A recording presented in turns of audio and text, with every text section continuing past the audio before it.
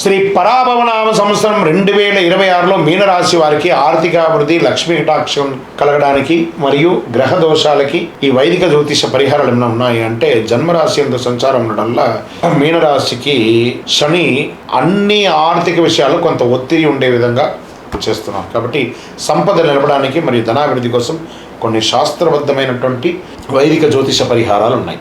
మీనరాశికి అధిపతి బృహస్పతి. గురు భగవాన్ని ప్రసన్నం చేసుకోవాలి. పసుపు వస్త్రం ధరించడం, బృహస్పతయే నమః అనే మంత్రం 108 నిమిషాలు జపం చేయడం. దీనివల్ల అదృష్టం పెరుగుతుంది, ఆర్థిక అవకాశాలు పెరుగుతాయి. శని శాంతి పరిహారం చేసుకోవాలి. 19,000 సార్లు జపం చేసుకోవాలి. జన్మశని ప్రభావం తగ్గడానికి. ఎందుకంటే జన్మంలో శని కూర్చొని ఉన్నాడు.